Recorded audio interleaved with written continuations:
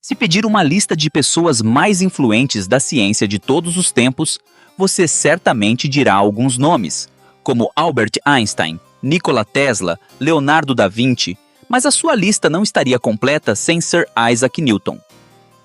Ele deixou para a humanidade uma lista extensa de descobertas, como as leis de Newton, lei da gravitação universal, estudos sobre óptica e o próprio cálculo em si, que ele inventou aos 22 anos. Todas descobertas que descrevem praticamente tudo ao nosso redor. Ainda assim, por trás da genialidade de Newton existia uma história secreta, um lado oculto que poucos conhecem e que revela a complexidade de sua vida. Um homem de fé, ciência e um segredo obscuro que poucos ousam explorar, que descobriremos juntos nessa história. Isaac Newton, um nome que ressoa em todos os cantos da ciência moderna, nasceu em 1642 em Woolsthorpe Manor, uma pequena aldeia inglesa no condado de Lincolnshire. Seu início de vida foi tudo, exceto promissor. Filho de um fazendeiro analfabeto que morreu 3 meses antes de seu nascimento, Newton foi um bebê prematuro, tão pequeno que poderia caber nas palmas das mãos.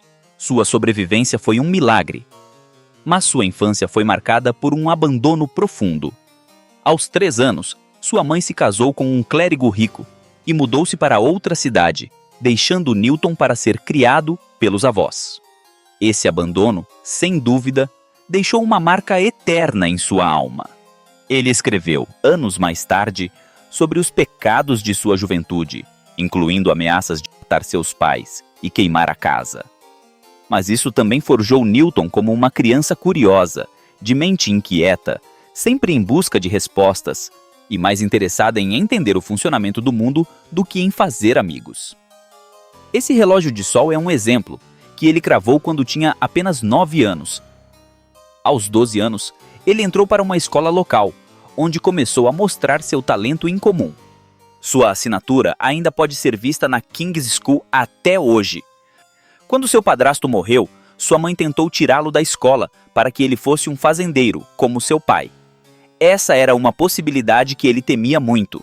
Mas reconhecendo a genialidade de Newton, o diretor da escola a convenceu de deixá-lo estudar. E assim, ele obteve conhecimento suficiente até sua formação. Aos 19, entrou na Universidade de Cambridge, pagando suas despesas trabalhando como ajudante. Lá, ele se dedicou ao estudo da filosofia grega. No entanto, Newton não era um simples seguidor das ideias de Platão ou Aristóteles. Ele questionava tudo.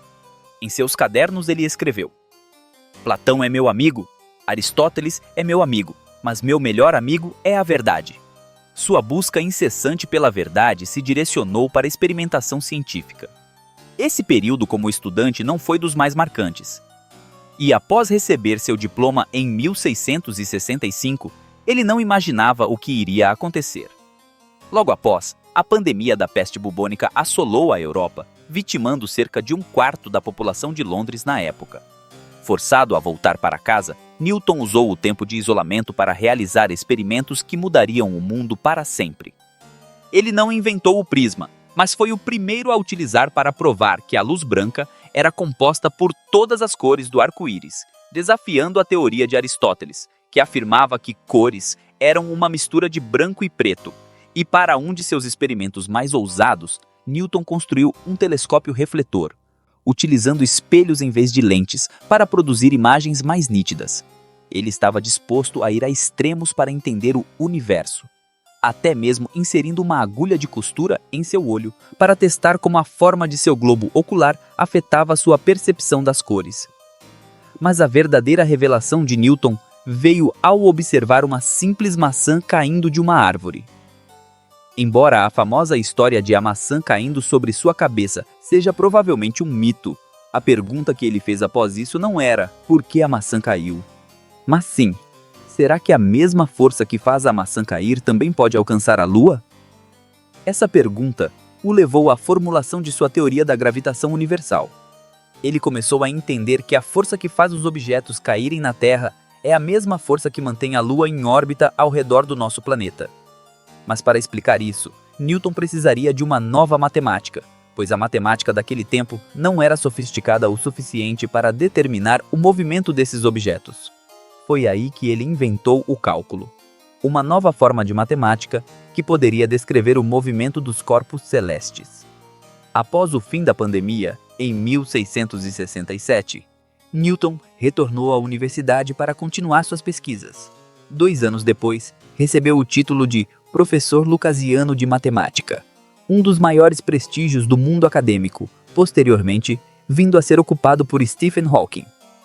Quando o matemático alemão Gottfried Leibniz publicou suas próprias descobertas sobre o cálculo em 1684, Newton reivindicou a invenção para si, dizendo que ele havia feito o mesmo trabalho 20 anos antes.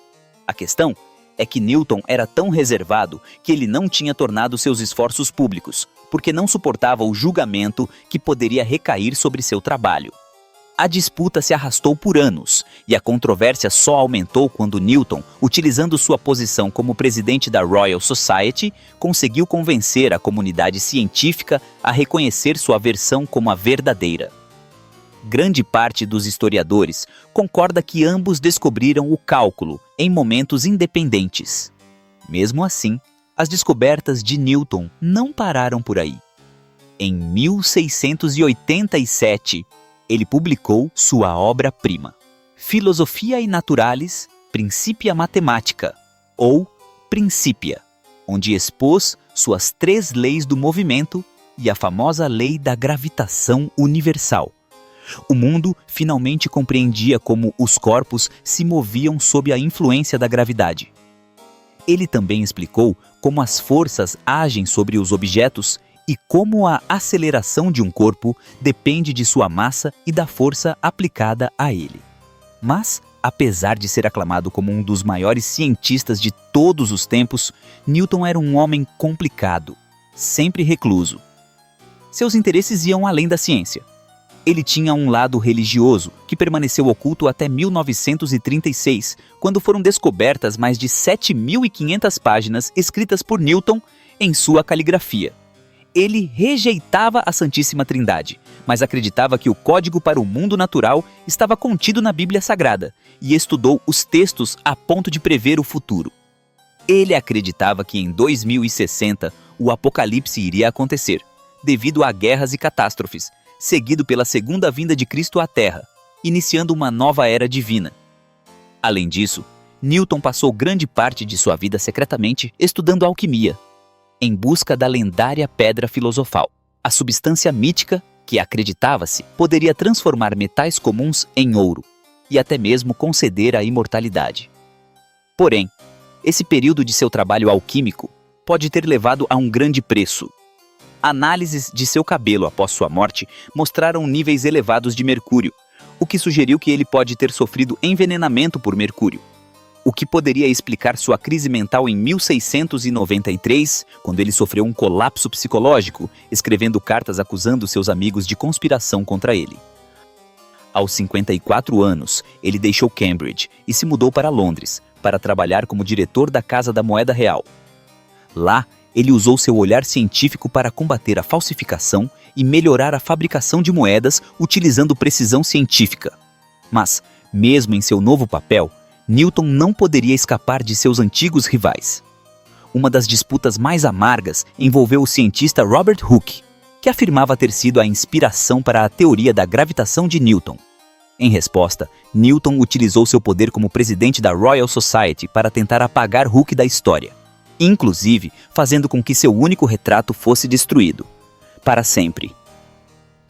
Em 1705, após anos de contribuições científicas e políticas, Newton foi nomeado cavaleiro pela rainha Anne da Inglaterra, tornando-se Sir Isaac Newton. Sua vida estava marcada pela busca incansável pela verdade, pela ciência e pelo legado. Ao mesmo tempo, um homem complicado que se entregou ao seu trabalho, nunca casou e que se mantinha recluso, mas queria ser lembrado eternamente. Newton faleceu dormindo em 20 de março de 1727, aos 85 anos, sendo enterrado na Abadia de Westminster, onde suas realizações imortais continuam a moldar o mundo moderno. Conforme diz a escrita em sua lápide, aqui jaz aquilo que era mortal de Isaac Newton, Seu legado imortal continua a moldar o nosso mundo moderno. Apoiado pelo poeta inglês Alexander Pope, que escreveu: Natureza e as leis da natureza estavam escondidas na noite. Deus disse: que Newton seja, e tudo ficou iluminado. Isaac Newton não foi apenas um homem de ciência. Ele foi um visionário, alguém que, em sua busca pela verdade, desafiou os limites da mente humana.